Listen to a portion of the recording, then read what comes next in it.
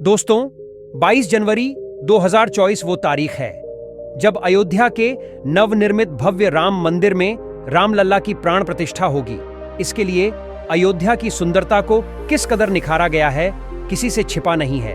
एक एक गलियां, एक एक सड़कें, हर छोटे बड़े मंदिर, कोई भी जगह अछूती नहीं है जिसकी सुंदरता में चार चांद न लगाए गए हों। आज हम आपको इसी अयोध्या नगरी के बारे में त्रेता युग से लेकर 2024 तक के पूरे इतिहास के बारे में बताएंगे। तो दोस्तों, वीडियो में अंत तक बने रहिए। आपको श्री राम जी के इस पावन भूमि के बारे में जानकर बहुत अच्छा लगेगा। और अगर आपको ये वीडियो अच्छे लगे तो वीडियो को लाइक जरूर कीजिए और कमेंट में जय सिया राम जरूर लिखिएगा। तो चलिए शुरू करते हैं। दोस्तों, अयोध्या सरयू नदी के तट पर बसी एक धार्मिक एवं ऐतिहासिक नगरी है और मान्यता है कि सतयुग में अयोध्या को वैवस्वत मनु ने बसाया था। मनु के 10 पुत्र थे।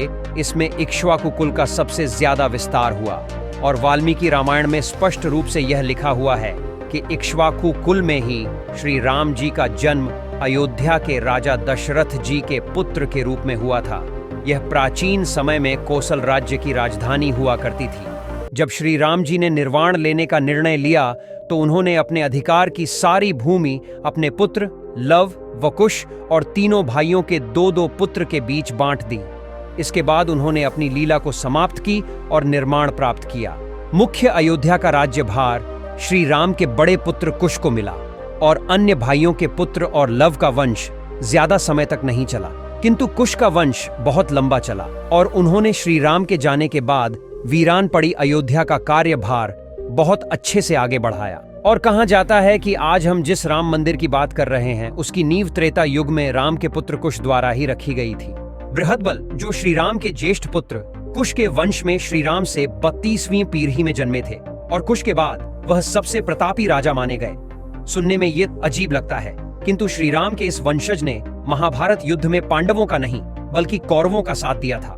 हालांकि कहीं कहीं ऐसा भी वर्णन है कि श्री कृष्ण के आदेश पर बृहदबल ने अपनी पूर्ण शक्ति का युद्ध में प्रयोग नहीं किया था और इसी कारण महाभारत युद्ध के 13वें दिन बृहदबल अर्जुन पुत्र अभिमन्यु के हाथों वीरगति को प्राप्त हुए। उनकी मृत्यु के पश्चात उनके पुत्र बृहत्क्षण ने कोसल राज्य की गद्दी संभाली। कहा जाता है कि महाभारत काल तक कोसल प्रदेश उतना शक्तिशाली नहीं रहा और 5 भागों में बंट गया। और इसके बाद कुश की 50वीं पीढ़ी में शल्य हुए। शल्य की 25वीं पीढ़ी में सिद्धार्थ हुए, जो शाक्य पुत्र शुद्धोधन के बेटे थे। इन्हीं का नाम आगे चलकर गौतम बुद्ध हुआ। यहां से एक नए धर्म की ही शुरुआत हो जाती है और गौतम बुद्ध के संन्यास लेने के बाद में उनके पुत्र राहुल ने अयोध्या का शासन संभाला और इस समय के शिलालेखों से भी हमें श्री राम जी के बारे में पता चलता है। दोस्तों, महाकवि कालिदास के ग्रंथ रघुवंशम अनुसार हमें यह झांत होता है कि समय निकलने के अनुसार राम मंदिर की हालत झज्जर स्थिति में पहुंच गई थी। इस समय उज्जैन के राजा विक्रमादित्य अयोध्या पहुंचे, जहां सेना सहित उन्होंने विश्राम किया और कहा जाता है कि उन्हें वहां बहुत ही दिव्य शक्ति का एहसास हुआ। तो उन्होंने उस स्थान के बारे में पूछा तो उन्हें झांत हुआ कि वह जहां ठहरे हैं वो राम जी का मंदिर है और श्री राम जी में उनकी असीम आस्था थी, तो उन्होंने उस मंदिर का जीर्णोद्धार करवाया। और इसके बाद भारत काफी वर्षों तक मुस्लिम आक्रमणकारियों के आक्रमण झेलता रहा, किंतु 14वीं शताब्दी इब्राहिम लोदी तक इस मंदिर का कोई कुछ नहीं बिगाड़ पाया और उस समय तक मंदिर होने के प्रमाण मिलते हैं। फिर 1526 में पानीपत के युद्ध में इब्राहिम लोदी की मृत्यु हो जाती है और भारत में बाबर द्वारा मुगल साम्राज्य की नींव रखी जाती है। तब जाकर इस मंदिर को तोड़ने के काफी अभियान चलाए गए। थोड़े समय बाद बाबर ने भी इस मंदिर को तोड़ने का फरमान जारी कर दिया। सन 1528 में जब बाबर का सेनापति मीर बाकी मंदिर को ध्वस्त करने जा रहा था, तब जन्मभूमि मंदिर पर सिद्ध महात्मा श्यामनंद जी महाराज का अधिकार था। उस समय भीटी के राजा महताब सिंह बद्रीनारायण ने मंदिर को बचाने के लिए बाबर की सेना से युद्ध लड़ा। कई दिनों तक युद्ध चला और अंत में हजारों वीर सैनिक शहीद हो गए। और इस युद्ध के बाद इतिहासकार कनिंघम अपने लखनऊ गजेटियर के पृष्ठ 3 पर लिखता है कि 1,74,000 हिंदुओं की लाशें गिर जाने के पश्चात मीर बकी अपने मंदिर ध्वस्त करने के अभियान में सफल हुआ। उसके बाद अयोध्या से 6 मील की दूरी पर सनेथू नाम के एक गांव के पंडित देवीदीन पांडेय ने वहां आसपास के गांवों सराय, सिसिंडा, राजेपुर आदि के सूर्यवंशीय क्षत्रियों को एकत्रित किया और फिर से युद्ध हुआ। लेकिन देवीदीन पांडेय सहित हजारों हिंदू शहीद और हो गए और बाबर की सेना जीत गई। पांडेजी की मृत्यु के 15 दिन बाद हंसवर के महाराज रणविजय सिंह ने सिर्फ हजारों सैनिकों के साथ मीरबाकी की विशाल और शस्त्रों से सुसज्जित सेना से रामलला को मुक्त कराने के लिए आक्रमण किया, लेकिन महाराज सहित जन्मभूमि के रक्षार्थ सभी वीरगति को प्राप्त हो गए। स्वर्गीय महाराज रणविजय सिंह की पत्नी रानी जयराज कुमारी हंसवर ने अपने पति की वीरगति के बाद खुद जन्मभूमि की रक्षा के कार्य को आगे बढ़ाने का बीड़ा उठाया और 3000 नारियों की सेना लेकर उन्होंने जन्मभूमि पर हमला बोल दिया और हुमायूं के समय तक उन्होंने छापामार युद्ध जारी रखा।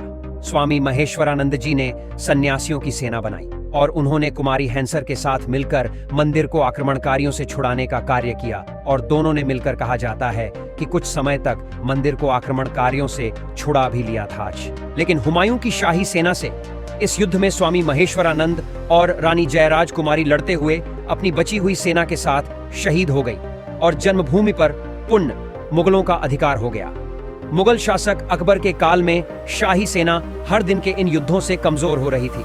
अतः अकबर ने बीरबल और टोडरमल के कहने पर खस की टाट से उस चबूतरे पर 3 फीट का एक छोटा सा मंदिर बनवा दिया। अकबर की इस कूटनीति से कुछ दिनों के लिए जन्मभूमि में रक्त नहीं बहा। यही क्रम शाहजहां के समय भी चलता रहा। फिर औरंगजेब के काल में भयंकर दमन चक्र चलाकर उत्तर भारत से हिंदुओं के संपूर्ण सफाये का संकल्प लिया गया। उसने लगभग 10 बार अयोध्या में मंदिरों को तोड़ने का अभियान चलाकर यहाँ के सभी प्रमुख मंदिरों और उनकी मूर्तियों को तोड़ डाला। उसने वह चबूतरा भी जमींदोज करवा दिया।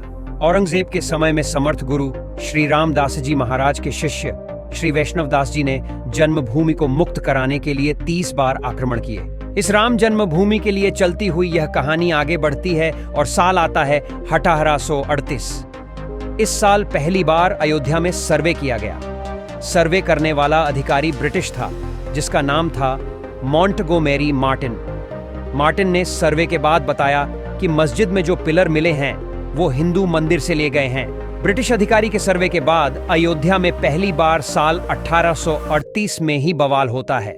हिंदू कहते हैं कि जिस स्थान पर बाबरी मस्जिद है वहां पहले भगवान राम का मंदिर हुआ करता था, जिसे बाबर ने तोड़वा दिया और उस पर मस्जिद का निर्माण करवाया।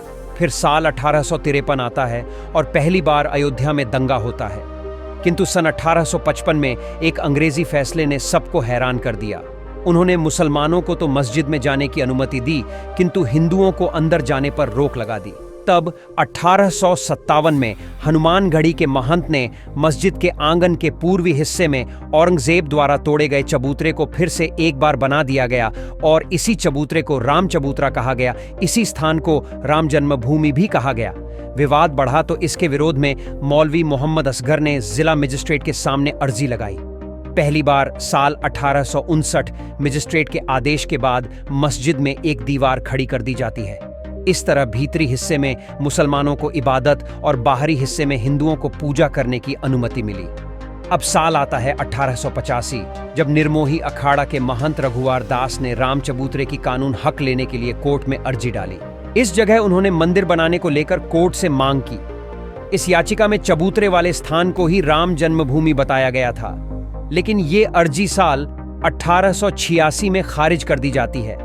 अब दोस्तों, आगे की कहानी आप पार्ट 2 में जरूर देखिए और अगर आपने अभी तक चैनल को सब्सक्राइब नहीं किया है तो जरूर कर लीजिए, जिससे आपको वीडियो आने पर नोटिफिकेशन मिल जाएगा। धन्यवाद।